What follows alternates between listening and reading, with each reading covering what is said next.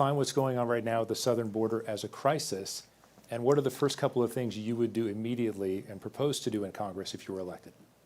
Certainly, it absolutely is a crisis. I mean, for anyone that hasn't actually been down there to see it for themselves, I would encourage you to do it. Not only is it a crisis, but it's a manufactured crisis by this administration. The reality of it is he's caused this problem. The border was secure under President Trump. Now, it's never perfect. There's never a perfect situation, but it was secure under President Trump, and this president has deliberately opened the borders. And unfortunately, Democrats all the way around have continued to push and to defend these policies. In our very own state, here in Arizona, we had Governor Hobbs mentioned in their State of the State that she wanted to do something about the border, acknowledging that it's a problem. But instead, the only thing that they've actually done up to this point has been to ask for more money from the federal government. It is not okay what is happening. We are causing a humanitarian disaster. On top of that, we're enabling the cartels to get away with drug trafficking, human trafficking, prostitution, all kinds of crazy things that are happening that are just awful.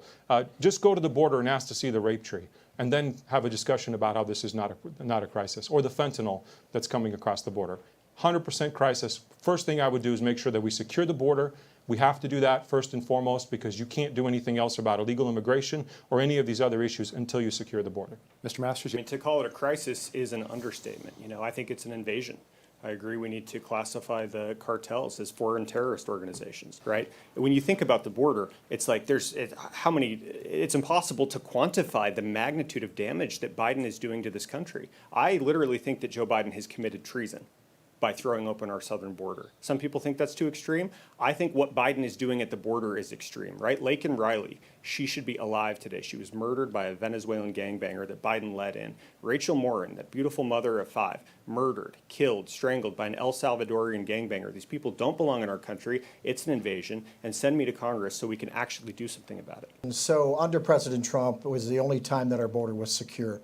If you remember back then when President Trump was in office, a lot of Republicans actually are the ones that held him back from getting the money that he needed to seal that border, that southern border.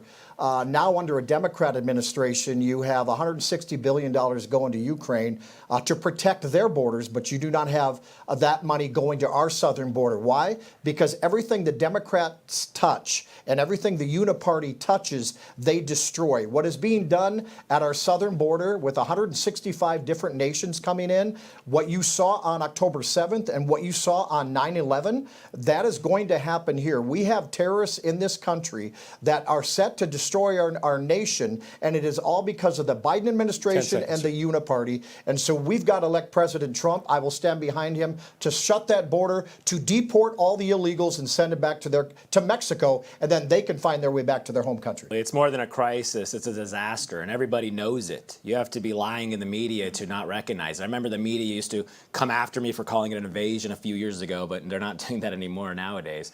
But if you look at, I'm an intelligence officer. Our border is a national security crisis. If you actually see what's happening, we've had 30,000 Chinese nationals cross our southern border over the last 6 months.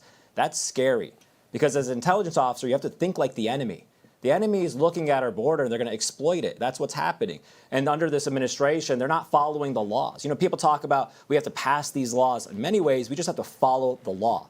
But I do want to introduce legislation to go after the drug cartels, who are really monsters. They do beheadings. They're very nasty people. We have to classify them as a foreign terrorist organization. We have to go to war against them. We went to war against ISIS in Syria and Iraq, and yet here the threat is here at home.